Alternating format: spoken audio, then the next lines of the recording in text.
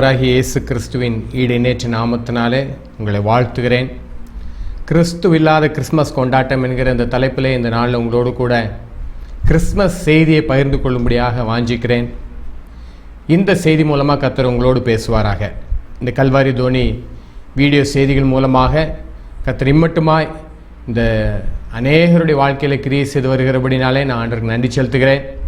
குறிப்பாக இது ஒரு கிறிஸ்மஸ் மாதம். எங்கே பார்த்தாலும் கிறிஸ்மஸ் கொண்டாட்டங்கள், கிறிஸ்மஸ் திருவிழாக்கள், விழாக்கள்னு சொல்லி பயங்கரமான காரியங்கள் நடக்கிற நேரத்திலும் கிறிஸ்மஸை குறித்து கொஞ்சம் தியானிக்க போகிறோம். ஒருவேளை அநேகர் ஒரு கேள்வியோடு நீங்கள் இதை பார்க்கலாம், நீங்கள் என்ன சொல்ல போகிறீங்க பிரதர் இதை குறித்து? ஏன்னா அநேகருடைய கேள்வியை நான் உணர முடிகிறது. இந்த கிறிஸ்மஸ் என்பது என்ன? கிறிஸ்மஸ் கொண்டாடலாமா? இயேசு கிறிஸ்து டிசம்பர் 25 தான் பிறந்தாரா, இல்லாவிட்டால் அவர் வேறு எந்த நாளிலே பிறந்தார்? இப்படி அநேக வாதங்கள் நடைபெற்று கொண்டிருக்கிறது. ஆனால் ஒரு காரியத்தை நான் சொல்லுவேன், கிறிஸ்து பூமியிலே பிறந்தது உண்மை. அது ஏதோ ஒரு நாள், அந்த ஒரு நாளை நாம் விசேஷித்துக் கொள்வதில் தவறு இல்லை. ஆனால் அதே சமயம் அந்த திருவிழா கிறிஸ்மஸ் கொண்டாட்டம் என்பது எதற்காக, அதனுடைய பர்பஸ் என்னது, அதனுடைய நோக்கம் என்னது, அதை குறித்து வேதம் என்ன சொல்கிறது கொஞ்சம் காரியத்தை நாம் அறியாதபடி அது கொண்டாடுவோமானால் அது ஒரு பாகாலின் கொண்டாட்டமே. அது ஒரு பாகால் கொண்டாட்டம் என்று நான் வேதத்தில் இருந்து காட்டித்தர முடியும். ஏனென்றால் 1 தீமோத்தேயு 1:15 இப்படியா சொல்லுகிறது, பாவிகளை ரட்சிக்க கிறிஸ்து இயேசு உலகத்தில் வந்தார் என்கிற வார்த்தை உண்மையும் எல்லா அங்கீகரிப்புக்கும் பாத்திரமானது. கிறிஸ்மஸை குறித்து தீமோத்தேயு புஸ்தகத்தில் அழகாக படிக்கிறோம். பாவிகளை ரட்சிக்க கிறிஸ்து இயேசு உலகத்தில் வந்தார் என்கிற வார்த்தை உண்மையும் எல்லா அங்கீகரிப்புக்கும் பாத்திரமானது. This is a faithful saying and worthy of all acceptation that Christ Jesus came into the world to save sinners. பாவிகளை ரட்சிக்க. ஏனென்றால் மத்தேயு எழுதின சுவிசேஷத்தில் 1:21 அவர் ஒரு குமாரனை பெறுவாள், அவருக்கு இயேசு என்று பெயரிடுவாயாக, ஏனெனில் அவர் தமது ஜனங்களின் பாவங்களை நீக்கி அவர்களை ரட்சிப்பார் என்றான். தேவ தூதன் மூலமாக சொல்லப்பட்ட செய்தி, அவர் தமது ஜனங்களின் பாவங்களை நீக்கி அவர்களை ரட்சிப்பார். இரட்சகராக இந்த பூமியில் பிறந்தார். உலகமானது பாவத்திலும் சாபத்திலும் உழண்டு கொண்டிருந்த நேரத்தில் தேவாதி தேவன் தன்னுடைய ஏக மைந்தனை பூமிக்கு அனுப்பின நாள் கிறிஸ்மஸ்.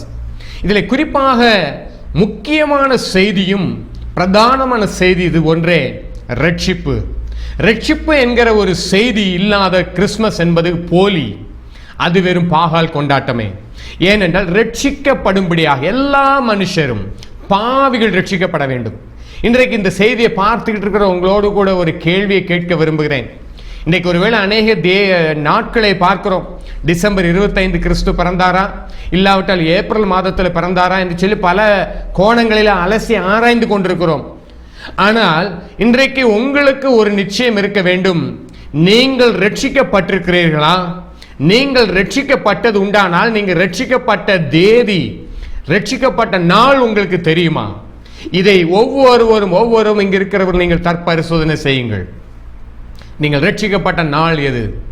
இந்த கிறிஸ்மஸ் நாளிலே, இந்த கிறிஸ்மஸ் மாதத்திலே இதை கொஞ்சம் சிந்தித்து பார்ப்போம்.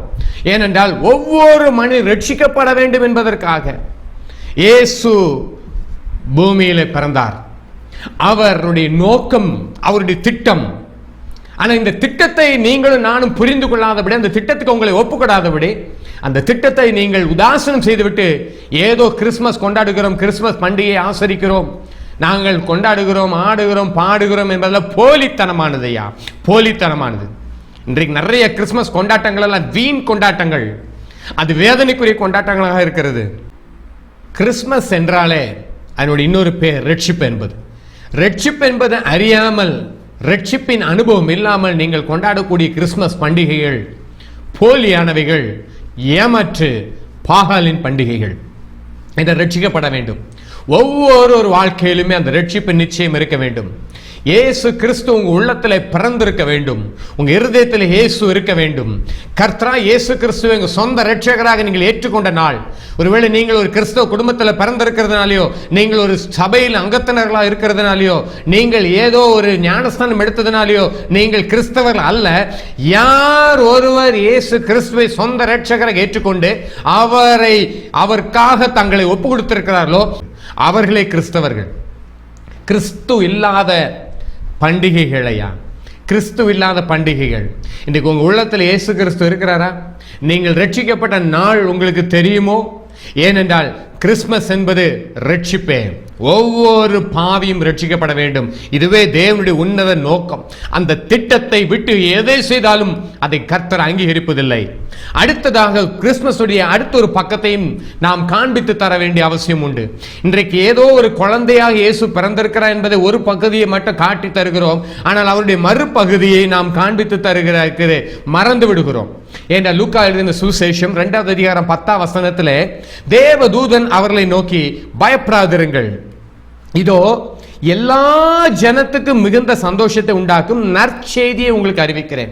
கிறிஸ்துமஸினுடைய அடுத்த ஒரு முக்கியமான காரியம் எல்லா ஜனத்துக்கும் மிகுந்த சந்தோஷத்தை உண்டு பண்ணும் நற்செய்தி. ஐயா, இது நற்செய்தி, நல்ல செய்தி. இந்த உலகத்துக்கு, காரிருளில் இருந்த உலகத்திற்கு, இருளிலே தவித்துக் கொண்டிருந்த மனிதர்களுக்கு நல்ல செய்தி. கிறிஸ்து பிறந்தார், இயேசு கிறிஸ்து பூமியிலே பிறந்தார் என்கிற நற்செய்தி. இந்த செய்தியை அந்த தேவ தூதன் மூலமாக மேய்ப்பர்களுக்கு அறிவிக்கப்பட்ட பொழுது சொல்லப்படுகிற வார்த்தை, எல்லா ஜனத்திற்கும், இந்த உலகத்தில் இருக்கக்கூடிய எல்லா ஜனத்திற்கும், ஒவ்வொரு கண்டங்கள் இருக்கிற ஜனங்களுக்கும், ஒவ்வொரு மனிதனுக்கும் நற்செய்தி.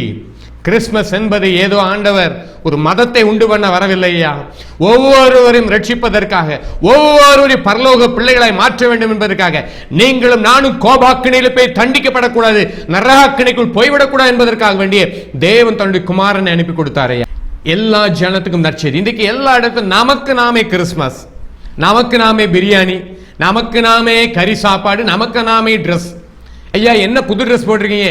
இயேசு கிறிஸ்து பிறந்திருக்கிறார். இன்றைக்கு இயேசு கிறிஸ்து பிறந்திருக்கிறார் என்று சொல்லி நான் புதிய ஆடைகளை அணிகிற நானும் நீங்களோ, இன்றைக்கு உங்களுக்கு அந்த ரட்சிப்பின் வஸ்திரம் உண்டா? ரட்சிப்பின் நிச்சயம் உண்டோ? இன்றைக்கு இயேசு பிறந்த நோக்கமோ உங்களுக்கு ரட்சிப்பின் வஸ்திரத்தை கொடுப்பதற்காக. அந்த ரட்சிப்பின் வஸ்திரம் உண்டோ உங்களுக்கு? ஏனென்றால் அந்த ரட்சிப்பின் வஸ்திரத்தை கொடுக்கக்கூடிய ஒரே ஆண்டவர் இயேசு கிறிஸ்து மாத்திரமே. ஆனால் இன்றைக்கோ நமக்கு நாமே கிறிஸ்துமஸ், நமக்கு நாமே சாப்பாடு. இன்றைக்கு அநேக சபைகளில் எல்லா கிறிஸ்துமஸ் அன்று இல்லை அதற்கு முன்பாக ஏதோ ஒரு வார கடைசியில் எல்லாம் நல்ல ஒரு சாப்பாடு சாப்பிட்டு விட்டுட்டு நல்லா எல்லாம் போய்விட்டு ரொம்ப திருப்தியாக இருக்கும் கிறிஸ்துமஸ் கொண்டாடினது. ஐயா, இதுவல்ல கிறிஸ்துமஸ். கிறிஸ்துமஸினுடைய ஒரு காரியம், முக்கியமான பகுதி, எல்லா ஜனத்துக்கும் மிகுந்த சந்தோஷத்தை உண்டு பண்ணக்கூடிய நற்செய்தி. இன்று கிறிஸ்துமஸ் எப்படின்னு சொன்னாலே எல்லா ஜனமும் என்பது வர வேண்டும். எல்லா ஜனமும் என்கிற காரியம் இல்லாத எந்த கிறிஸ்துமஸ் கொண்டாட்டங்களோ, எந்த கிறிஸ்துமஸ் விழாக்களோ, எந்த கிறிஸ்துமஸ் நிகழ்ச்சிகளும் போலியானவைகள். வேதம் அதை அங்கீகரிப்பது கிடையாது. கேரல் ரவுண்ட் என்று சொல்லி போகிறோம் ஐயா. இன்றைய கேரல் ரவுண்டு கூட கிறிஸ்தவ வீடுகளுக்கே தான் போயிட்டு இருக்கிறாங்க. ஒவ்வொரு கிறிஸ்தவ வீடுகளுக்கும் போய் 30 வருஷம் 40 வருஷமா சொல்லிக்கிட்டு இருக்கிறோம், இன்று கர்த்தராகிய இயேசு கிறிஸ்து என்னும் ரட்சகர் தாவீதின் ஊரில் பிறந்திருக்கிறார் சொல்லி மீண்டும் மீண்டும் இவர்களுக்கே சொல்லிக் கொண்டிருக்கிறோமே. இன்னும் எத்தனை நாட்களுக்கு நாம் இதையே சொல்ல போகிறோம்? ஐயோ, வேதனைக்குரிய காரியம். கேரல் ரவுண்ட் என்பது அதுவுமே நமக்கு நாமே, விழாக்கள் நமக்கு நாமே.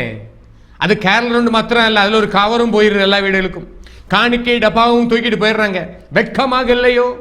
இதுவா கிறிஸ்துமஸ்? ஒருவேளை இன்றைக்கு கிறிஸ்துமஸ் என்பது ஒரு சுவிசேஷத்தினுடைய ஒரு அழகான பண்டிகையா? அது ஒரு சுவிசேஷ பண்டிகை. அந்த பண்டிகை சுவிசேஷத்தோடு ஆசரிப்போமானால் பரலோகம் அதை ஏற்றுக்கொள்ளும் ஐயா, பரலோகம் ஏற்றுக்கொள்ளும். ஆனால் இன்னைக்கு கிறிஸ்தவ வீடுகளுக்கே தான் போறோம். கிறிஸ்தவ வீடுகளே போய் நடுராத்திரியில் தட்டிட்டு ஏசு உங்களுக்கு பிறந்திருக்கிறான்னு சொல்லிட்டு இருக்கிறோம். அவங்களும் தூக்கத்தில் வந்து நின்று கேட்டுட்டு இருக்கிறாங்க, வேற வழி இல்லாம. இதுவா கிறிஸ்துமஸ்? அந்த கிறிஸ்துமஸ் கேரல் ரவுண்டாது மற்ற ஜனங்களுக்கு போய் வீதிகளிலும் சந்தடிகளிலும் போய் நின்று அந்த வீதிகளில் நடந்து போய் அங்க இருக்கிற மக்களுக்கு கிறிஸ்துமஸை பற்றி சொல்லுவோமானால் எவ்வளவு நல்லா இருக்கும். அங்க இருக்கிற கிறிஸ்துமஸை குறித்து பேசுவோமானால் எவ்வளவு நல்லா இருக்கும். கிறிஸ்துமஸ் உண்டியல், கிறிஸ்துமஸ் கவர், அந்த கிறிஸ்துமஸ் என்கிற ஒரு காரியமே 4ஆம் நூற்றாண்டிலே வாழ்ந்த செயின்ட் நிக்கோலாஸ் என்கிற ஒரு பாதிரியாரனுடைய ஒரு கதை அது. அவரோ இரவு நேரங்களிலே போய் ஏழை மக்களும் சிறு பிள்ளைகளுக்கு வீடுகளுக்கு போய் பரிசுகளை கட்டி வைத்து வந்து விடுவார் என்பது சொல்லக்கூடிய ஒரு கதை.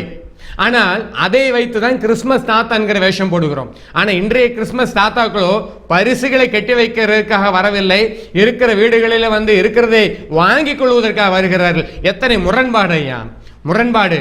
அடுத்த ஒரு காரியத்தை உங்களோட பேச விரும்புகிறேன். இன்றைய கிறிஸ்துமஸ் என்பது கிறிஸ்துமஸ் தாத்தா என்று மாற்றி விட்டார்கள். சிறு பிள்ளைகளுக்கு கிறிஸ்துமஸ் என்றால் இயேசு பிறந்தார் என்கிற செய்தியெல்லாம் மறக்கப்பட்டு விட்டது. எல்லாருக்கும் உடனே ஞாபகத்துக்கு வருகிறது கிறிஸ்துமஸ் தாத்தா. கிரைஸ்ட் என்ற வார்த்தையை எடுத்துட்டு எல்லா இடத்தையும் எக்ஸ்ன்னு போட்டு விட்டுட்டோம், எக்ஸ் என்ற செய்தியை போட்டு விட்டோம். ஆனால் இந்த கிறிஸ்துமஸ் தாத்தா என்கிற ஒரு கதைக்கு நீங்க வந்தாலும் அவரோ போய் பரிசுகளையும் அங்கே பணங்களையும் கொண்டு போய் வீடுகளிலே போய் கட்டி வைத்து விடுவாராம் ராத்திரி நேரங்களிலே. இன்றைக்கு அப்படிப்பட்ட கிறிஸ்துமஸ் தாத்தாக்கள் உண்டோ? சபைகளை இன்றைக்கு கிறிஸ்துமஸ் தாத்தாவையும் வியாபாரமாக்கி விட்டோமே, நல்ல ஒரு வசூல் பண்டிகையாக மாற்றி விட்டோமே. கிறிஸ்துமஸ் தாத்தா என்பது நீங்கள் போய் மற்றவர்களுக்கு எதையாவது செய்யுங்கள், தேவையுள்ள மக்களையும் ஏழை ஜனங்களையும் தேடி சென்று அவர்களுக்கு ஏதாவது உதவிகள் செய்யுங்கள். இதுவே உண்மையான ஒரு கிறிஸ்துமஸ் தாத்தாவினுடைய வாழ்க்கை. ஆனால் அது மாத்திரம் இல்லை, எல்லா இடத்துல ஒரு காவர் கொடுத்துட்றோம். எனக்கு மறக்க முடியாத ஒரு சம்பவம் எங்கள் வாழ்க்கையில் நடந்தது. ஒரு முறை எங்களுடைய வீட்டில் நாங்கள் இருக்கும்பொழுது ஒரு ராத்திரியில் கிறிஸ்துமஸ் கேரல் கொண்டு வந்தாங்க. அது எங்கள் வீட்டுக்கு வந்தவங்க அல்ல, பக்கத்து வீட்டுக்கு வந்தவங்க. ஏதோ இங்கேயும் ஒரு கிறிஸ்துவ குடும்பம் இருக்காங்க கேள்விப்பட்டு இங்கேயும் வந்துட்டாங்க. நாங்கள் நல்லா தூங்கிட்டு இருக்க நேரம். அந்த நேரத்தில் எங்களுடைய கையில் கொஞ்சம் கூட பணமே இல்லாத ஒரு நேரம், ஒரு பைசா கூட இல்லை. ஆனால் ராத்திரியில் வந்து இவங்க திடீர்னு தட்டணும். நாங்கள் எந்திரிச்சு போய் பார்த்தாச்சுன்னா அவங்க பாட ஆரம்பித்து விட்டார்கள். கேள் ஜென்மித்த ராயர்கேன்னு சொல்லி ஏதோ ஒரு பாட்டு அவங்க தைரியமாக பாட ஆரம்பித்து விட்டார்கள். கிறிஸ்துமஸ் தாத்தா இவங்க ஆடிக்கிட்டு இருக்கிறார்.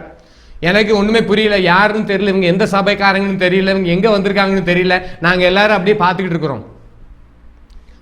அப்புறம் எல்லாம் பாடி முடிச்சுட்டு போயிட்டாங்க.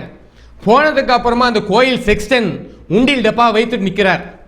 நான் சொல்கிறேன், பிரதர் நாங்கள் ஞாயிற்றுக்கிழமை வந்து கொடுத்துட்றோமே அப்படின்னு. அவர் இல்லை, நீங்கள் இப்பவுமே போடுங்க அப்படின்றாரு. நான் சொல்கிறேன், இல்லை அப்புறம் நான் போடட்டா, நீங்கள் போங்க அப்புறம் தரேன்றேன். அவர் அந்த இடத்த விட்டு நகர்ற மாதிரி இல்லை, அவர் எங்களை அப்படியே நிப்பாட்டி வைக்கிறார். அப்புறம் நான் என்னுடைய மனைவிட்டு சொல்லி அவங்க பக்கத்து ஒரு வீட்டில் போய் அங்கே போய் கதவை தட்டிட்டு போய் அவங்க பணத்தை வாங்கிட்டு வந்து போட்டதுக்கு அப்புறம் தான் அவர் நகண்டு போனார். வெட்கம் ஐயா, எத்தனை இதுவா கிறிஸ்துமஸ். அந்த சம்பவத்தை இன்னைக்கு வரைக்கும் கிறிஸ்துமஸ் தாத்தாவை பார்த்தா அதை என்னால் மறக்கவே முடியாது. ஊழியத்தின் பாதையில் வந்துட்டு இப்படி ஒரு அடுத்த வீட்டில் போய் இரவல் வாங்கின அனுபவம், அது ஒரே ஒரு அனுபவம். அது என்னால் இன்று வரை மறக்க முடியாத ஒரு அனுபவம். கிறிஸ்துமஸ் இதுவல்லையா தேவ ஜனமே, நான் ஏதோ குறை சொல்லுகிறேன் நினைக்காதீங்க. நாம் சீர்பட வேண்டியது இருக்கு, திருந்த வேண்டியது இருக்கையா, வழிகள் எல்லாம் மாற்ற வேண்டியது உண்டு. கிறிஸ்துமஸ் என்பது எல்லா ஜனத்துக்கு மிகுந்த சந்தோஷம். ஆனால் கிறிஸ்துமஸ் என்பது அடுத்த ஒரு பகுதியும் காண்பித்து தர வேண்டிய ஒரு உண்டு. கிறிஸ்து என்பவர் குழந்தையாக பிறந்தவர், நீதியுள்ள நியாயாதிபதியாக இருக்கிறார். அவர் நீதியுள்ள நியாயாதிபதி. அவரை குறித்து இன்றைக்கு அநேக பரியாசங்கள், இயேசு கிறிஸ்துவின் பேரை சொல்லி பயங்கரமான ஆட்டங்கள் நடக்கிறதையா என்றால் ரோமர்கள் நிருபத்தில் 9வது அதிகாரம் 33ஆம் வசனத்தை இப்படியே வாசிக்கிறோம். இதோ இடறுதற்கான கல்லையும் தவறுதற்கான கண்மலையும் சீயோனிலே வைக்கிறேன், அவரிடத்தில் விசுவாசமா இருக்கிறவன் எவனோ அவன் வெட்கப்படுவதில்லை என்று எழுதியிருக்கிறபடி ஆயிற்று. சீயோனில் வைத்திருக்கிற கல்லானது அவர் தவறுதற்கான கண்மலை என்று வார்த்தை போட்டிருக்கிறது. இடறுதற்கான கல்லையும் தவறுதற்கான கண்மலையும். ஆனால் விசுவாசமா இருக்கிறவர்கள் யாருமே வெட்கப்பட்டு போவதில்லை, வெட்கப்பட்டு போவதில்லை. இன்றைய கிறிஸ்துமஸ் கொண்டாட்டங்கள்ல ஒரு காரியத்தை மறந்து விட வேண்டாம். அவரை பாலகனாக பார்க்கிறோம், குழந்தையாக பார்க்கிறோம். அதே சமயம் அவரோ நீதியுள்ள நியாயாதிபதி. அவரை விசுவாசியாமல் கொண்டாடுகிற கொண்டாட்டங்கள் இடறதற்கு ஏதுவான கல்லாகவும் இடறதற்கு ஏதுவான கண்மலையாக மாறிவிடும். எச்சரிக்கை. அதை 1 பேதுரு 2வது அதிகாரத்தில் 6ஆம் வசனத்தில் வாசிக்கிறோம். அப்படியே இதோ தெரிந்து கொள்ளப்பட்டதும் வெளியேற பெற்றதுமா இருக்கிற மூலை கல்லை சீயோனில வைக்கிறேன், அதன் மேல் விசுவாசமா இருக்கிறவன் வெட்கப்படுவதில்லை என்று வேதத்தில் சொல்லி இருக்கிறது. அந்த கல்லின் மேல் விசுவாசமா இருக்கிறவன், விசுவாசமா இருக்கிறவன் என்ற வார்த்தை விட அந்த கல்லினுடைய திட்டம் அதை இயேசு கிறிஸ்து குறிக்கிறது. இயேசு கிறிஸ்துவனுடைய மீட்பின் திட்டத்திற்கு தன்னை அர்ப்பணிக்காத யாரா இருந்தாலும் சரி, அவர்களுக்கு அது இடறுக்கேறான கல். மற்றவர்களுக்கோ அவர்களுக்கு வெளியேற பெற்ற ஒரு மூளைக்கல்லாக இயேசு கிறிஸ்து விளங்குகிறார். அதே 1 பேதுரு 2வது அதிகாரத்தில் 7 வசனத்தில் வாசிக்கிறோம், ஆகையால் விசுவாசிக்கிற உங்களுக்கு அது விலையேற பெற்றது. கீழ்ப்படியாமல் இருக்கிறவர்களுக்கோ வீட்டை கட்டுகிறவர்களால் தள்ளப்பட்ட பிரதான மூலைக்கல்லாகி அந்த கல் இடருக்கு ஏதுவான கல்லும் விழுகிறதற்கு ஏதுவான கண்மலையுமாயிற்று. இன்றைக்கு நம்முடைய கொண்டாட்டங்கள், விசுவாசியாத கொண்டாட்டங்கள், இயேசுவின் ரட்சிப்பை பெற்றுக்கொள்ளாத கொண்டாட்டங்கள், கர்த்தருக்கு முக்கியத்துவம் கொடுக்காத கொண்டாட்டங்கள், இடறதற்கு ஏதுவான கண்மலை, இடறதற்கு ஏதுவான கண்மலை, விழுகிறதற்கு ஏதுவான கண்மலை, இடறதற்கு ஏதுவான கல். அதை மறந்து விட வேண்டாம். இன்னைக்கு கிறிஸ்மஸ் ஆரம்பித்த உடனே சாராய கடைகளில் ஸ்டார் தொங்கிக்கிட்டு இருக்குது, எல்லா பார்லையும் ஸ்டார் தொங்கிக்கிட்டு இருக்குது. ஐயோ வேதனை, வேதனையா! எல்லா கிளப்லையும் ஸ்டார் தொங்குது. கொண்டாட்டங்கள் ஆரம்பித்து விட்டது. எல்லா இடமும் சீரியஸ் செட் போட்டாச்சு. எல்லாருக்கும் முன்பாக வியாபாரிகள் வெகு வாஞ்சியோடு இருக்கிறாங்க. கிறிஸ்மஸ் மாதம் வியாபாரத்தின் மாதமாக மாறிவிட்டது. பரிசுத்த தேவனுடைய பிறப்பை இப்படியா நாம் அனுசரிக்கிறோம்? நான் சொல்லுவேன், சாராய கடைக்காரங்களோ பார்காரங்களோ நடுங்க வேண்டும். ஐயா, பரிசுத்த தேவனுடைய பண்டிகை வருகிறது. இதோ இந்த தேவனுடைய பண்டிகையிலே அநேகர் நீதிமான்கள் ஆக்கப்படுகிறார்கள், அநேகர் ரட்சிக்கப்படுகிறார்கள். நம்முடைய வியாபாரத்திற்கு ஐயோ என்று புலம்ப வேண்டுமே. ஆனால் இன்னைக்கு நடக்கக்கூடிய வேதனை என்ன தெரியுமா? இன்றைக்கு உண்மையில் இந்த சாராய கடைகளிலும் பார்களிலும் அதிகமான மது விற்கக்கூடிய நாள் என்பது கிறிஸ்துமஸ் நாளும் ஈஸ்டர் நாள் மட்டுமே. இந்த கிறிஸ்துமஸ் பண்டிகைக்கும் ஈஸ்டர் பண்டிகைக்கும் தான் அதிகமான சாராயம் விற்கிறது. உங்களுக்கு தெரியுமோ? வியாபாரிகள் புலம்ப வேண்டும். உலகத்தை நேசிக்கிறவர்களோ ரட்சிக்கப்பட்டு தேவனை நேசிக்க ஆரம்பித்து விடுகிறார்கள். இன்னைக்கு ஹோட்டல்களெல்லாம் வியாபாரம் செழித்து நிற்கிறது. அவங்க தான் முதல்ல ஸ்டார் போடுறது. மற்றவங்க போடுறாங்களோ இல்லையோ, மற்ற கிறிஸ்தவர்கள் போடுறாங்களோ இல்லையோ. ஆனால் இந்த கிறிஸ்துமஸ் என்பது குடிவெறியர்களுடைய பண்டிகையா மாறிவிட்டதையா, குடிவெறியர்களுடைய பண்டிகையா மாறிவிட்டது. வேசிகள் அவலட்சணமான அரைகுறை ஆடை, கிறிஸ்துமஸ் தாத்தாவை போல ஆடையில் அணிந்து கொண்டு வீதிகளில் ஆடிக்கொண்டிருக்கிறார்கள். இது ஹாப்பி கிறிஸ்துமஸ். ஹாப்பி கிறிஸ்துமஸ் என்ன அர்த்தம்?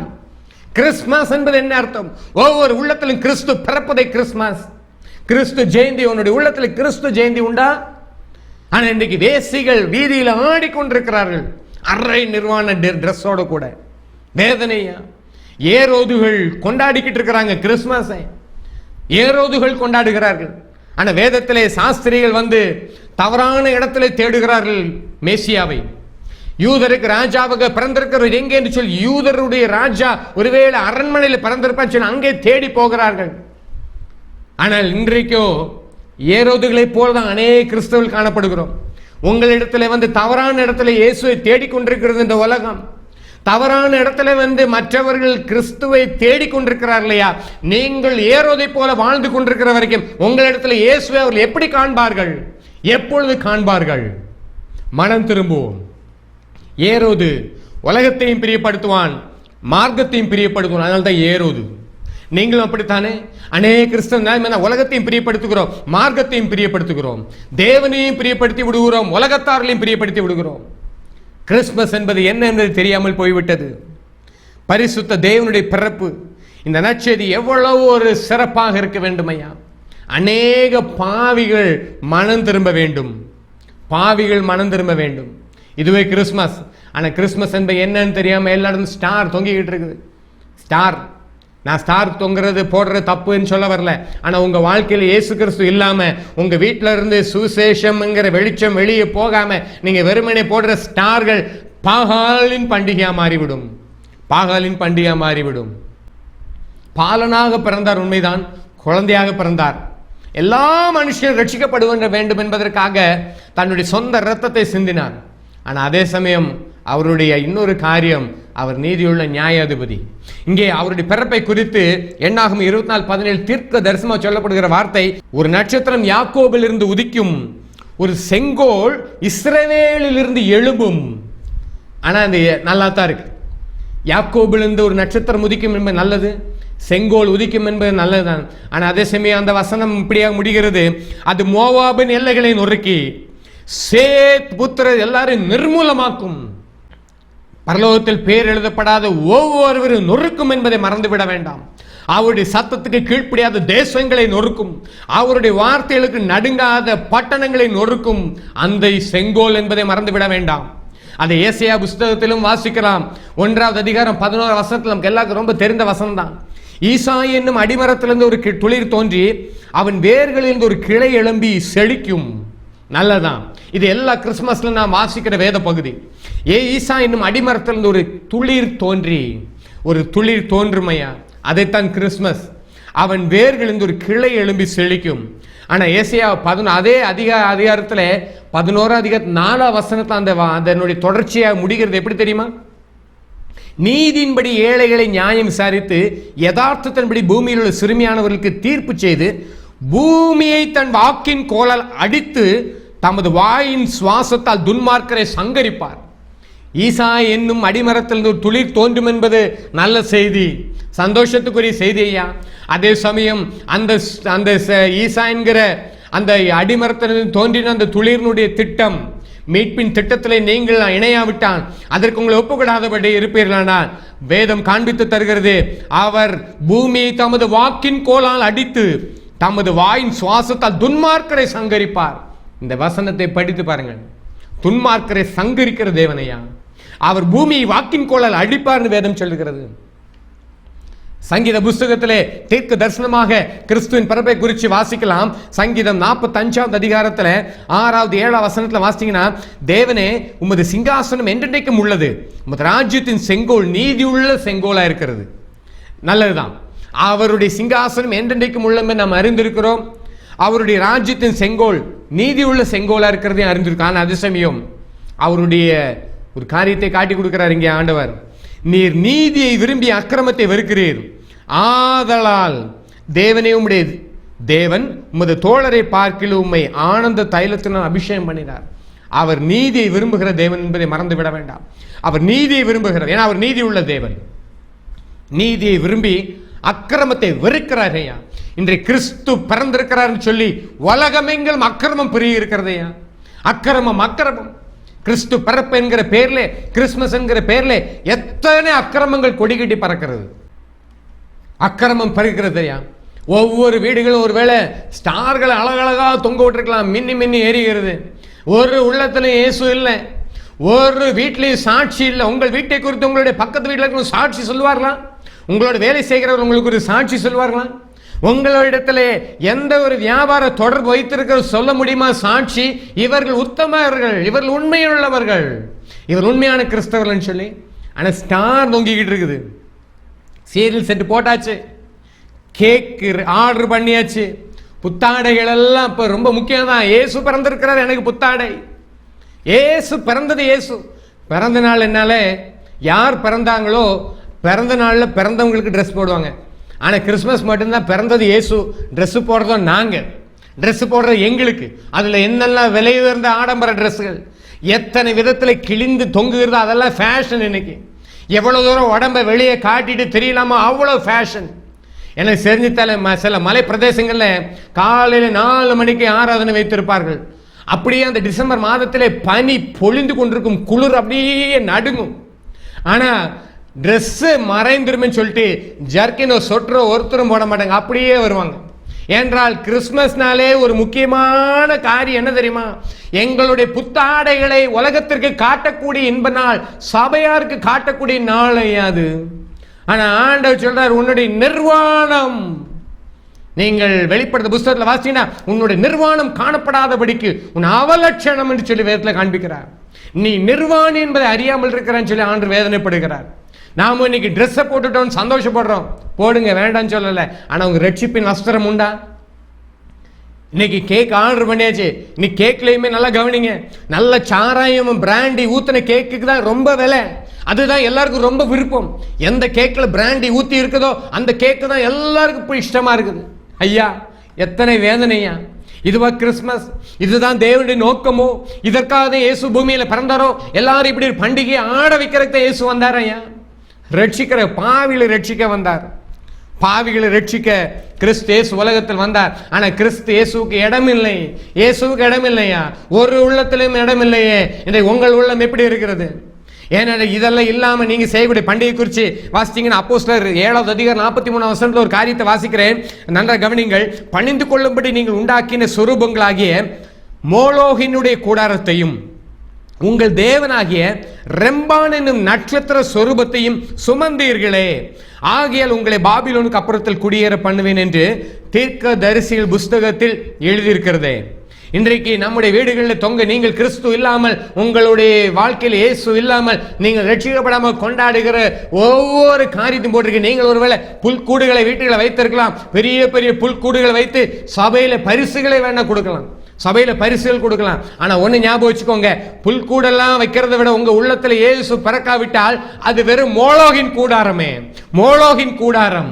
இல்லாவிட்டால் உங்கள் உள்ளத்தில் இயேசு இல்லாமல் நீங்க வீட்லேயும் கடையிலையும் வெளியிலெல்லாம் ஸ்டார் தொங்க விட்டீங்கன்னா அது ரெம்பான் என்னும் நட்சத்திரம். அதை வேதம் காண்பி தருகிறது. இன்னைக்கு எல்லா சபைகளிலும் போட்டி, 10 அடிக்கு ஸ்டார் வைத்தோம், 15 அடிக்கு ஸ்டார் வைத்தோம், கோபுர உச்சியில கட்டினோம் சொல்லி, கோபுர உச்சியில ஸ்டார் கட்டுறோம் சொல்லி எத்தனை பேர் விழுந்து செத்ததும் இருக்குது. ஆனா இப்படி எல்லாம் ஸ்டார் கட்டுறோம் போட்டி போடுகிறோமே, இயேசு கிறிஸ்து உங்க உள்ளத்தில் இருக்கிறார் என்பதை இந்த நேரத்தில் சிந்தித்து பார்ப்போம். பாகாலின் பண்டிகையை கொண்டாடுவதற்கு தேவன் நம்மளை அழைக்கவில்லை. பரிசுத்த தேவன், பரிசுத்த தேவன் இயேசு கிறிஸ்துவை குறித்து யோவான் இப்படியாக அறிமுகப்படுத்துகிறார். அவர் தன்னை வெளிப்படுத்தும் முன்பாக கிறிஸ்துவை குறித்து அவர் சொல்லுகிற ஒரு காரியம் பார்த்தீங்கன்னா, யோவான் 3:16-17 யோவான் எல்லாருக்கும் பிரதியுத்தரமாக, நான் ஜலத்தினால் உங்களுக்கு ஞானஸ்நானம் கொடுக்கிறேன், என்னிலும் வல்லவர் ஒருவர் வருகிறார், அவருடைய பாதரட்சியின் வாரை அவிழ்க்கிறதுக்கு நான் பாத்திரன் அல்ல, அவர் பரிசுத்த ஆவியினால் அக்கினினால் உங்களுக்கு ஞானஸ்நானம் கொடுப்பார். அது மாத்திரம் இல்ல, அவர் பரிசுத்தாவினால் அக்கினியால் உங்களுக்கு ஞானஸ்நானம் கொடுக்க நல்ல ஆண்டவர் தான். ஆனால் அதிசயம் போட்டிருக்குது, தூற்று கூட அவர் கையில் இருக்கிறது, அவர் தமது களத்தை நன்றாய் விளக்கி கோதுமை தமது களஞ்சியத்தில் சேர்ப்பார், பதரையோ அவியாத அக்கினியில் சுட்டெரிப்பார், அவியாத அக்கினியில் சுட்டெரிப்பார். அதே மத்தேயு 3:10 இப்படியா சொல்லுகிற ஒரு காரியம், இப்பொழுது கோடாரியானது மரங்களின் வேறு அருகே வைத்திருக்கிறது, ஆகையால் நல்ல கனி கொடாத மரமல்ல வெட்டுண்டு அக்கினியிலே போடப்படும். கிறிஸ்துமஸ் என்கிற செய்தியிலே நியாய தீர்ப்பும் சேர்ந்தே தான் வேதத்தில் வருகிறதையா. வேதத்தில் நீங்கள் எங்க பார்த்தாலும் சரி, கிறிஸ்து பிறப்பா, அதனுடைய தொடர்ச்சியாக நியாய தீர்ப்பு உண்டு. இன்றைக்கு நியாய தீர்ப்பை மறக்கடித்ததுனாலே தானே உலகம் வெறும் பண்டிகை, வெறும் ஆடம்பர பண்டிகையாக, குடிகாரலின் பண்டிகையாக மாறிவிட்டதையா, மாறிவிட்டது. வியாபாரிகளின் பண்டிகையாக மாறிவிட்டது, வியாபாரிகளின் பண்டிகையாக மாறிவிட்டது. ஆனா நல்ல கனி கொடாத மரமெல்லாம் வெட்டுண்டு அக்கினியில் போடப்படும். கிறிஸ்துமஸை குறித்து ஆண்டு சொல்ற காரியம் தான், கிறிஸ்து பிறந்தார் சரி, ஆனால் தூற்று கூட அவர் கையில் இருக்கிறது. இன்றைக்கு நம்முடைய கிறிஸ்துமஸ் நிலைமை என்னது? இன்றைக்கு ஒருவேளை நாம இன்னைக்கு ஞாயிற்றுக்கிழமைகளில் கிறிஸ்துமஸ் ஆராதனையில் பாலன் பாலன் பாலன் சொல்லி பேசிக்கிட்டு இருக்கிறோம். நானும் அநேக வருஷங்கள் முன்பாக ஒரு இடத்துல ஒரு நாள் கிறிஸ்துமஸ் ஆராதனைக்கு காலை 4 மணிக்கு போய் உட்காந்துருக்கிறோம். நானும் சுற்றி பார்க்குறேன், எல்லாம் தூக்கம் தான். எதுக்கு இப்படி தேவையான்னு எனக்கு தெரியல. 4 மணிக்கு இப்படி உட்காந்து அங்கே சபையில் உட்காந்து தூங்குறதுக்கு ஒரு ஆராதனை தேவையான்னு தெரியல. தேவஜனங்கள் கொஞ்சம் சிந்தித்து பார்ப்போம், எதற்காக நாம் எதை செய்கிறோம்? எதை செய்தாலும் ஒரு அர்த்தம் வேண்டும். கிறிஸ்துமஸ் அன்னைக்கு சபை கூடிவர்கள் இருக்கக்கூடாதுன்னு சொல்லல, நீங்கள் கூடி வாருங்கள், எப்போல்லாம் முடியுமோ கூடி வாருங்கள். ஆனால் அதே சமயம் ஒரு நோக்கம். 4 மணிக்கு எல்லாம் தூங்குறாங்க, எல்லாரும் தூக்கம், எல்லாம் கொரட்ட சத்தம் சபையில் கேட்டுட்டு இருக்குது. கடைசியில் முடித்து விட்டு வெளியே வந்ததும் என் கூட வந்தவங்ககிட்ட கேட்டேன், உங்களுக்கு பிரசங்கம் ஏதாவது புரியுதான்னு சொல்லி. அவங்களும் சொன்ன ஒரு வார்த்தை, பாலன் பாலன் பாலன் சொல்லி ஐயர் சொன்னார். அது ஒன்று எனக்கு தெரியும், வேற எதுவுமே எனக்கு தெரியல. எனக்கு அது ஒன்று தான் கழிச்சு, பாலன் பாலன் பாலன். இது ஒரு பிரசங்கம் ஐயா. இதனால தான் இன்னைக்கு கிறிஸ்துமஸ் என்பது என்னவென்றே காண்பித்து தரவில்லை, அவரை பாலனாகவே காண்பித்து கொடுத்து விட்டோம். அவர் நீதியுள்ள நியாயம் என்பதை வலியுறுத்த மறந்து விட்டோமே. அப்படியானால் இப்படிப்பட்ட அவலட்சணமான கொண்டாட்டங்கள் நடக்காதே. அவர் நீதி உள்ள நியாயாதிபதி, அவர் தமது வாக்கின் கோலால் பூமியை அடிப்பார் சொல்லி. இன்னைக்கு நல்ல கவனிங்க, இந்த டிசம்பர் மாதத்தில் ஆண்ட அந்த வசனங்களை அநேக இடங்களில் நிறைவேற்றி வருகிறார். அவர் வாக்கின் கோலால் பூமியை அடித்துக் கொண்டிருக்கிறார் ஆங்காங்கே. உணர்வடையுங்கள் தேவஜனமே, மனம் திரும்புவோம். லூக்கா 2:31-32 வாசிக்கிறோம். அதில் ஒரு நல்ல ஒரு காரியத்தை வாசிக்கலாம். அந்த இடத்துல லூக்கா 2:31-32 வசனங்கள்ல, தேவரீ சகல ஜனங்கள் முன்பாக ஆயத்தம் பண்ணின உம்முடைய இரட்சணியத்தை என் கண்கள் கண்டது. இந்த இடத்துல வேதம் சொல்லுகிறது, அந்த குழந்தை இயேசுவை குறித்து பார்த்த உடனே அந்த தேவ மனுஷன் சொல்ற ஒரு காரியம், உம்முடைய இரட்சணியத்தை. சிமியோன் என்கிற அந்த தேவ மனுஷன் சொல்ற வார்த்தையெல்லாம் கவனிங்க, உம்முடைய இரட்சணியத்தை என் கண்கள் கண்டது. அவர் ரட்சிக்க வந்தார் ஐயா, இரட்சணியத்தை என் கண்கள் கண்டது. ஆனா அதே சமயம் லூக்கா 2 அதிகாரத்துல 34 வசனத்துல அதன் தொடர்ச்சியாக கிறிஸ்து பரப்பை சொல்லுகிறார். ரட்சணத்தை கண்கள் கண்டேன்னு சொன்ன மனுஷன், அதே தேவ மனுஷன் சொல்ற ஒரு காரியம், பின்னும் சிமியோன் அவர்களை ஆசீர்வதித்து அவருடைய தாயாகிய மரியாளை நோக்கி, இதோ அநேகருடைய இருதய சிந்தனைகள் வெளிப்படத்தக்கதாக இஸ்ரவேலில் அநேகர் விழுகிறதற்கும் எழுந்திருக்கிறதற்கும் விரோதமாய் பேசப்படும் அடையாளமாவதற்கும் இவர் நியமிக்கப்பட்டிருக்கிறார். இஸ்ரவேலிலே அநேகர் விழுகிறதற்கும் போட்டிருக்கையா. அதனால்தான் அங்க வாசிச்ச 1 பேதுரு 2 அதிகாரத்துல அவர் விழுகிறதற்கு ஏதுவான கல்லாக கண்மலையாக இருப்பாராம். என்றால் அவருடைய நோக்கத்தை விட்டுவிட்டு நீங்கள் அவருக்கு எந்த விதத்திலும் நீங்கள் வேற எந்த காரியம் செய்ய முடியாது. அதை அவர் ஏற்றுக்கொள்ள போவது கிடையாது. ஆனால் இஸ்ரவேல் அநேகர் விழுகிறதுக்கும் எழுந்திருக்கிறதுக்கும் விரோதமாய் பேசப்படுவதற்கும் அவர் அடையாளமா இருக்கிறார். ஏனால் கிறிஸ்து பிறப்பு என்பது உலகத்தார்களுக்கு நடுக்கத்தை கொடுத்ததையா. பாவிகள், மனம் திரும்ப விரும்பாதவர்கள், பரிசுத்தத்தை விரும்பாதவர்களுக்கு புலம்பல், ஏரோதுகளுக்கு புலம்பல். ஏனால் கிறிஸ்து பிறந்தார் சொன்ன பொழுது எருசலேம் நகரத்தார் எல்லாரும் நடுங்கினார்களாம், பயந்தார்கள். ஏரோது அதை விட நடுங்கினான். இன்னைக்கு நடக்கிறது என்னையா? இன்னைக்கு நம்ம பிஷப்புகளும் ஐயர்மாரும் போய் ஏரோதுகளுக்கு கேக் ஊட்டிக்கிட்டு இருக்கிறோம். ஐயோ எத்தனை வேதனையா! கேக் ஊட்டிக்கிட்டு இருக்கிறோம் ஏரோதுக்கு கேக் ஊட்டுறதுக்கா தேவன் இந்த இடத்துல உங்களை வைத்திருக்கிறார். இதுவா கிறிஸ்துமஸ்? சாஸ்திரிகள் இயேசுவை தேடி வந்தார்கள். இதைத்தான் வேதம் காண்பித்து தருகிறது. ஆனா இன்றைக்கு நாம போய் ஊட்டிக்கிட்டு இருக்கிறோம், ஏரோதுக்கு கேக் ஊட்டுறோம். 2 அதிகாரம் 17 வசனத்துல, புலம்பலும் அழுகை மிகுந்த துக்கம் கொண்டாடலுமாகிய கூக்குரல் ராமாவிலே கேட்கப்பட்டது. ராகல் தன் பிள்ளைகளுக்காக அழுது அவை இல்லாதபடியால் ஆறுதல் அடையாது இருக்கிறாள். அவர் ஆறுதல் அடையல. ஏனென்றால் அந்த புலம்பலும் கூக்குரலும் நியாய தீர்ப்புக்கு அடையாளமாக வைக்கப்பட்டிருக்கிறது. நியாய தீர்ப்பின் நாளிலே உன்னுடைய நிலைமை இதுதான். நீ ரட்சிக்கப்படாவிட்டால், மனம் திரும்பாவிட்டால், குணப்படாவிட்டால் இதோ புலம்பலும் தவிப்பும் உண்டு. அதே சமயம் பிள்ளையை கொலை செய்ய வகை தேடினவர்கள் குறித்து மத்தேயு 2:20 வாசிக்கிறோம். பிள்ளையின் பிராணனை வாங்க தேடினவர்கள் இறந்து போனார்கள். இன்றைக்கும் கிறிஸ்தவருடைய பிராணனை வாங்க தேடுகிறவர்களா இருக்கலாம். ஒருவேளை பிள்ளையின் பிராணனை வாங்க தேடுகிறவர்களா இருக்கலாம். இல்லாவிட்டால் இந்த வேதக்காரர்களுடைய பிராணனை வாங்க தேடுகிறவர்கள் இருக்கலாம். ஆனால் வேதம் காண்பித்தருகிறது அவர்கள் மரித்து போனார்கள் என்று சொல்லி. ஆண்டவர் எல்லாருக்கும் தருணம் கொடுக்கிறார், எல்லாரும் மனம் திரும்ப வேண்டும் சொல்லி. ஆனால் அதே சமயம் ஆண்டவருடைய இரக்கத்தையும் தயவையும் அசட்டை பண்ணுவோமானால் தேவனுடைய நீதியுள்ள நியாய தீர்ப்பு உண்டு. ஆனா எல்லா ஜனத்துக்கும் மிகுந்த சந்தோஷம் ஐயா. அதே லூக்கா 2 அதிகாரம் 30 வசனத்துல சிமியோன் அந்த குழந்தை இயேசு கிறிஸ்துவை தூக்கி வைத்துக் கொண்டு சொல்றார், புறஜாதிகளுக்கு பிரகாசிக்கிற ஒளியாகவும் உம்முடைய ஜனமாக இஸ்ரவேலுக்கு மகிமையாகவும் தேவரீர் சகல ஜனங்களுக்கு முன்பு ஆயத்தம் பண்ணின ரட்சணத்தை என் கண்கள் கண்டது. அவர் புறஜாதிகளுக்கு பிரகாசிக்கிற ஒளி ஐயா. அவர் இன்றைக்கு இருளில் இருக்கிற ஒவ்வொரு ஜனங்களுக்கும் பிரகாசிக்கிற ஒளி. இன்றைக்கு அந்த ஒளி எல்லா இருதயங்களுக்குள்ளும் ஊடுருவி செல்ல வேண்டும். ஒவ்வொரு கிறிஸ்துமஸ் பண்டிகை என்பது அநேக லட்சங்கள் ஜனங்களுக்குள்ளாக அந்த ஒளி உள்ளே வீச வேண்டும் ஐயா. இருளில் இருக்கிற அநேக ஜனங்கள் பெரிய வெளிச்சத்தை காண வேண்டும். இதுவே உண்மையான கிறிஸ்துமஸ். அதனால தான் லூக்கா 2 அதிகாரம் 10 வசனத்தில் மீண்டும் ஞாபகித்துக் கொள்ளுங்கள். தேவ தூதன் அவர்களை நோக்கி, பயப்படாதிருங்கள், இதோ எல்லா ஜனத்துக்கும் மிகுந்த சந்தோஷத்தை உண்டு பண்ணும் நற்செய்தி உங்களுக்கு அறிவிக்கிறேன். எல்லா ஜனத்துக்கும் மிகுந்த சந்தோஷம். ஒவ்வொரு ஜனத்துக்கும் இந்த சந்தோஷம் வேண்டுமையா. இதை மறந்து விட வேண்டாம்.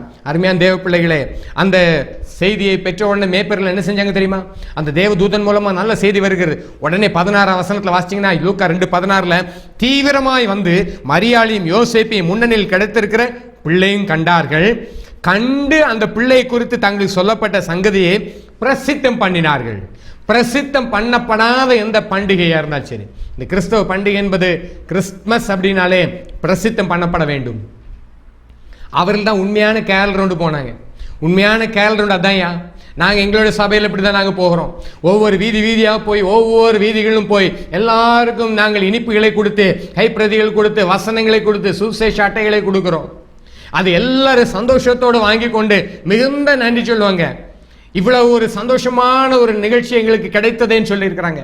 அது மாத்திரமல்ல, அநேக நேரங்களில் நாங்கள் அநேக மண்டபங்களை எடுத்து அங்கே எங்களுக்கு நாங்களே பிரியாணி சாப்பிடுவது கிடையாது. கிறிஸ்துவ அறியாத அன்பர்களை கூப்பிட்டு விருப்பம் உள்ளவர்கள் வருவார்கள். அவர்களை வைத்து நாங்கள் ஒரு நல்ல ஒரு அருமையான கிறிஸ்துமஸ் நிகழ்ச்சி செய்து அந்த நிகழ்ச்சியின் முடிவில் அவர்கள் நல்ல ஒரு விருந்தை கொடுத்து அவர்களுடைய அன்பை காண்பித்து அங்கே வருகிறவர்களுக்கு அவர்களுக்கு வேதாகமங்களும் கைப்பிரதிகளும் கொடுப்பது எங்களுடைய வழக்கம். இன்றைக்கு உங்களுடைய சபையில எப்படியா கிறிஸ்துமஸ் கொண்டாடிட்டு இருக்கிறீர்கள்?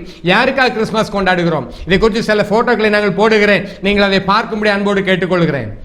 அதே சமயம் சில கிராமங்களுக்கு போய் அங்கேயுமே நாங்கள் அங்கே சில கிறிஸ்துமஸ் தாத்தாலாம் வச்சு ஒரு ப்ரோக்ராம் பண்ணுவோம். அங்கே இருக்கிற அநேகர் வந்து சந்தோஷத்தோடு நற்செய்தியை கேட்பார் இல்லையா?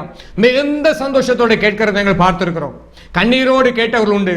அந்த நிகழ்ச்சிகளுக்கு வருகிற சொல்வார்கள், எங்களுக்காக இவ்வளோ ஒரு கஷ்டப்பட்டு இவ்வளோ ஒரு நல்ல ஒரு நிகழ்ச்சியை ஆயத்தப்படுத்தினீங்க, உங்களுக்கு ரொம்ப நன்றின்னு சொல்லிட்டு போயிருக்காங்க. இதன் மூலமாக அநேக சுவிசேஷம் பிரசித்தப்படுத்த முடிந்தது. பெருமைக்காக சொல்லவில்லை, இந்த போட்டோக்களை எங்களை பெருமைப்படுத்துவது நான் போடவில்லை, உங்களுக்கு ஒரு மாதிரியாக இருக்க வேண்டும். ஒவ்வொரு சபைகள் இப்படி செய்வார்கள். ஆனால் இந்த தேசம் என்றைக்கோ இயேசு கிறிஸ்து யார் என்பதை அறிந்திருக்கும். இன்றைக்கு இயேசு கிறிஸ்து நாமத்தை பரியாசம் பண்ணுகிறோம். அவர் இடதுக்கேர்வான கண்மலையாக இருக்கிறார். இடதுக்கேர்வான கண்மலை. அதனால கலத்தை 4வது அதிகாரத்தில் 19 வாசிக்கிறோம், என் சிறு பிள்ளைகளே, கிறிஸ்து உங்களிடத்தில் உருவாகும் அளவு உங்களுக்காக மறுபடியும் கர்ப்ப வேதனைப்படுகிறேன். மறுபடியும் கர்ப்ப வேதனைப்படுகிறேன் என்றால் ஒவ்வொரு உள்ளத்திலும் கிறிஸ்து பிறக்க வேண்டும். அதற்கு கர்ப்ப வேதனை சபைகள் பட வேண்டும், ஊழியர்கள் பட வேண்டும். ஐயா ஊழியர்களே, நீங்கள் கர்ப்ப வேதனை பட வேண்டும். கிறிஸ்து எல்லா உள்ளத்திலும் பிறக்க வேண்டும். கிறிஸ்து பிறக்க வேண்டாம், பரிசுத்தமும் உண்மையும் பிறக்க வேண்டிய இடம் ஒவ்வொரு உள்ளத்திலும் பிறக்க வேண்டும். இயேசு கிறிஸ்து, அது அவர்தான். யார் உள்ளத்தில் இயேசு இருக்கிறாரோ அவர்களே கிறிஸ்தவர்கள். இன்றைக்கு நாம் நினைப்பது போல கிறிஸ்தவ குடும்பத்தில் பிறக்கிறதுனால நீங்க கிறிஸ்தவர்கள் அல்ல. உங்களுக்கு ஒரு ரட்சிப்பின் நாள் உண்டா? அந்த ரட்சிப்பின் டேட் என்னன்றதை நீங்க ஒவ்வொருத்தரும் நிச்சயத்தோடு இருக்க வேண்டும். ரட்சிக்கப்படுகிறவர் மாத்திரம் பரலோகத்தில் போய் சேர்க்கப்பட முடியுமே ஒழிய மற்றவர் நீங்க கிறிஸ்தவர்களா இருக்கிறதுனாலயோ, நீங்க சபையில் மெம்பரா இருக்கிறனாலயோ, நீங்க ஞானஸ்நானம் எடுத்தனாலயோ ஆண்டவர் ஒருவரையும் பரலோகத்தில் சேர்த்துக் கொள்கிற தேவன் அல்ல. பாவிகளை ரட்சிக்க கிறிஸ்து இயேசு உலகத்தில் வந்தார். ஆனா அந்த யோவான் 8வது 36 வசனத்தில் இப்படியே வாசிக்கிறோம். யோவான் 8வது அதிகாரம் 56 வசனத்துல, உங்கள் பிதாவாகிய ஆபிரகாம் என்னுடைய நாளை காண ஆசையா இருந்தான். ஐயா நல்லா கவனிங்க, ஆதி பரிசுத்த வாழ்லும் இந்த கிறிஸ்துமஸை பார்க்கறதுக்கு ஆசையா இருந்தாங்க. கிறிஸ்துமஸை பார்க்கறதுக்கு ஆசையா இருந்தாங்க.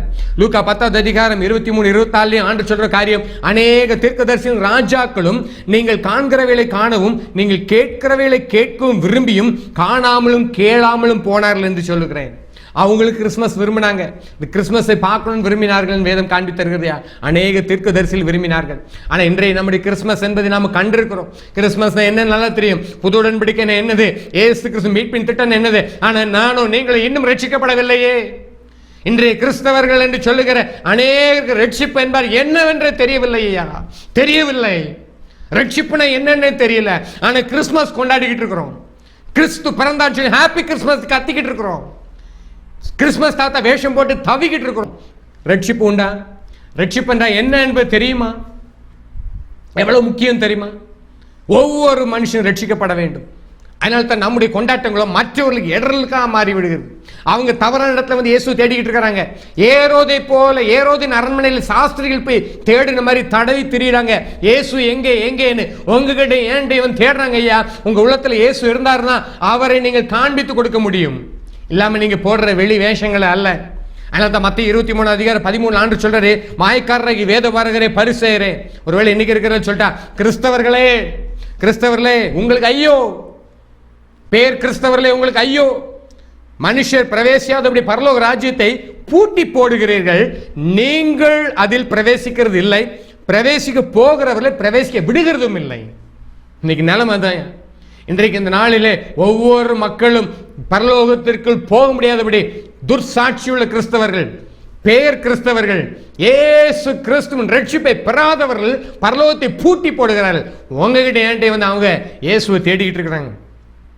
ஏசாயா 1:14 இப்படியா வாசிக்கிறோம், உங்கள் மாத பிறப்புகளையும் உங்கள் பண்டிகைகளையும் என் ஆத்துமா வெறுக்கிறது, அவைகள் எனக்கு வருத்தமா இருக்கிறது, அவைகளை சுமந்து இழைத்து போனேன். பண்டிகைகளை குறித்து ஆண்டு சொல்றாரு, அது எனக்கு வெறுக்கிறது, என் ஆத்துமா வெறுக்கிறது என்று சொல்லி. இன்னைக்கு உங்க பண்டிகையை ஆண்டவர் வெறுக்கிறாரா? உங்களுடைய பண்டிகை கொண்டாட்டங்களை ஆண்டவர் ஏற்றுக்கொள்கிறாரா? இன்னைக்கு ஒருவேளை இல்லாவிட்டால் நீங்கள் வெறும் புசிப்பதும் குடிப்பதும் ஆடுவதும் பாடுவதுமே கிறிஸ்துமஸா? இல்லையா? அது பரிசுத்த தேவனுடைய மீட்பின் திட்டம். இந்த கிறிஸ்மஸ்லாவது ஒரு காரியத்தை நீங்கள் சிந்திங்கள். உங்க உள்ளத்தில் இயேசு இருக்கிறாரா? உங்க இருதயத்தில் இயேசு இருக்கிறாரா? நீங்கள் ரட்சிக்கப்பட்டிருக்கிறீர்களா? உங்கள் பாவங்கள் மன்னிக்கப்பட்ட நிச்சயம் உண்டா? நீங்கள் தேவனுடைய பிள்ளை என்கிற நிச்சயம் உங்களுடைய மனசாட்சியிலே உங்களுக்கு அந்த நிச்சயம் உண்டா? கொஞ்சம் சிந்திச்சு பாருங்கள். ஏனென்றால் பாவிகளை ரட்சிக்க கிறிஸ்து இயேசு உலகத்தில் வந்தார் என்கிற வார்த்தை எல்லாம் அங்கீகரிப்பு கையா. இது யாரும் மறுக்க முடியாது. இன்னைக்கு கிறிஸ்து பிறந்ததுனால தான் உலக சரித்திரமே ரெண்டாக பிளந்திருக்கிறது. கிமு கிபி என்று சொல்லி இன்னைக்கு 2017 சொல்றோமே கிறிஸ்து பிறப்பு. அந்த மீட்பின் திட்டத்துக்காக மேசியா பிறந்தார். பூமியில் இருக்கிற ஒவ்வொரு மனிதர்களுக்கும் இன்றைய திருச்சபைகள் மனம் திரும்புவோம். நமக்கு நாம என்று கொண்டாடுகிற கிறிஸ்துமஸ் கிடையாது. உங்க உள்ளத்தில் இயேசு இல்லாம நீங்க போடுகிற வேஷங்களோ, போடுகிற ஸ்டாரோ, லைட்டோ, ஆட்டங்களோ, பாட்டங்களோ, அந்த குடிவெறியின் ஆட்டங்களை தேவன் விரும்புகிறதல்ல. அவர் பூமியை வாக்கின் கோலால் அடிப்பார். அவர் நியாய தீர்ப்பின் தேவனாக இருக்கிறார். ஒரு விஷயம், இந்த நாளிலே இந்த வசனங்களை நீங்கள் சிந்தித்து பாருங்கள். கர்த்தர் உங்களோடு பேசுவாராக. ஒரு விஷயம், இந்த நாளில் நீங்கள் தேவ சமூகத்தில் உங்கள் வாழ்க்கையை ஒப்புக் கொடுங்கள். நீங்கள் இந்த செய்தியை கேட்டுவிட்டு என்ன வாதம் பண்ணலாம் நினைக்காதீங்க. தாழ்மையாக அதுக்கு நீங்க ஒப்புக் கொடுங்க. கர்த்தர் உங்களை ஆசீர்வதிப்பாராக.